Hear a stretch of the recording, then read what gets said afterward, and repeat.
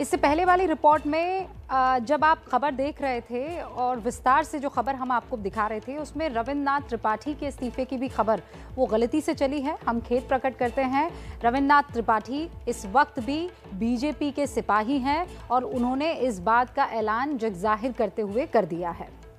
स्वामी प्रसाद मौर्य के इस्तीफे के बाद अब यूपी में दल बदल का T20 जो है वो शुरू हो गया है।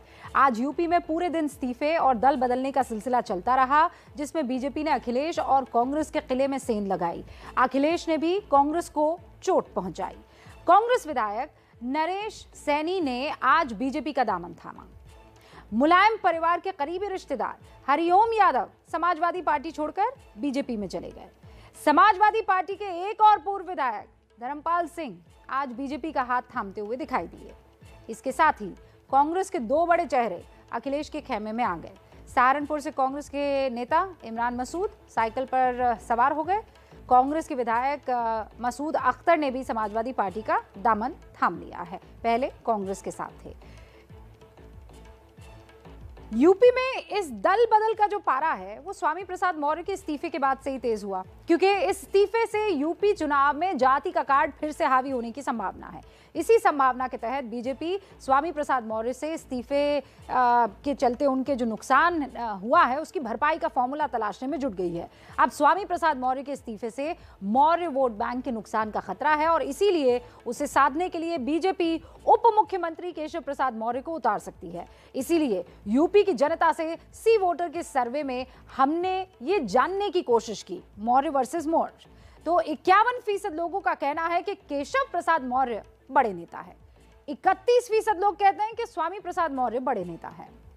और ये डिफरेंस साफ तौर पर दिखा। इस ओपिनियन पोल के बाद एबीपी न्यूज इन दोनों नेताओं की कर्मभूमि पहुंचा और इसके किले की ताकत को नापने की कोशिश की, खास मास्टर स्ट्रोक के व्यूअर्स के लिए।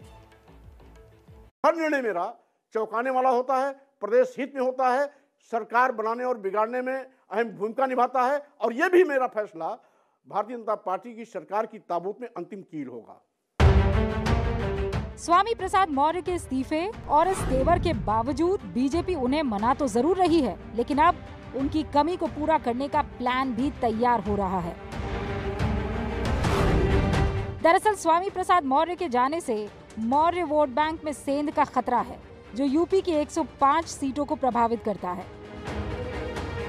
इस नुकसान की भरपाई अब बीजेपी उप मुख्यमंत्री केशव प्रसाद मौर्य से कर सकती है। अगर ऐसा हुआ तो यूपी में अब मौर्य बनाम मौर्य की जंग का एक और मोर्चा खुलने जा रहा है।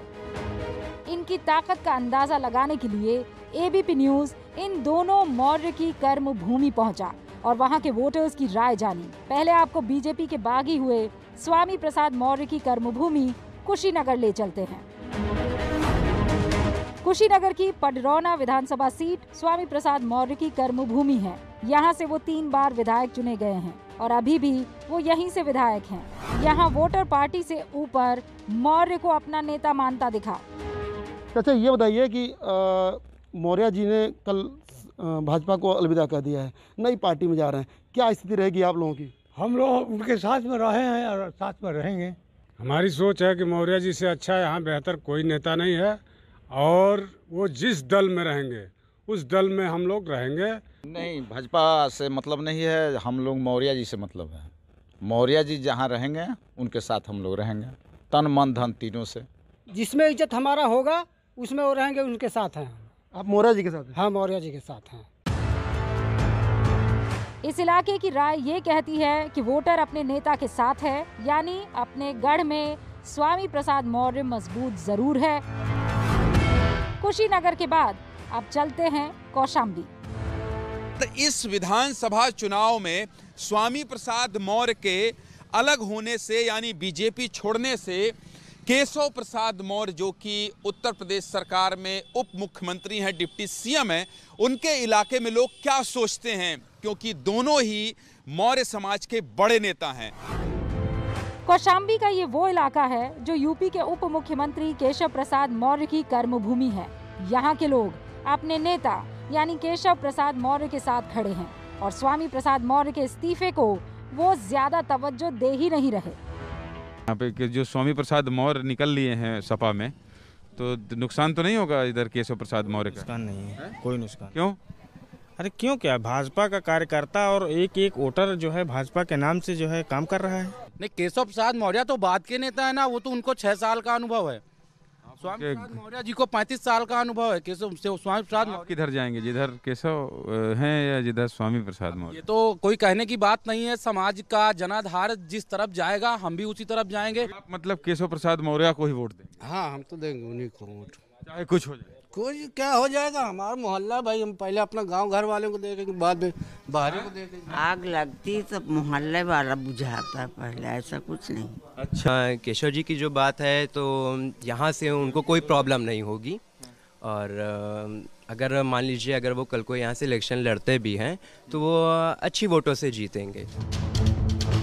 यानी दोनों मौर्य अपने अपने गढ़ में तो मजबूत हैं, लेकिन यूपी के दूसरे इलाकों के मौर्य समाज को लुभाने में कौन बाजी मारेगा, इसका अंदाजा लगाना अभी तो मुश्किल है। कौशाम्बी से संवाददाता ज्ञानेंद्र तिवारी और कुशीनगर से अखिलेश तिवारी की रिपोर्ट।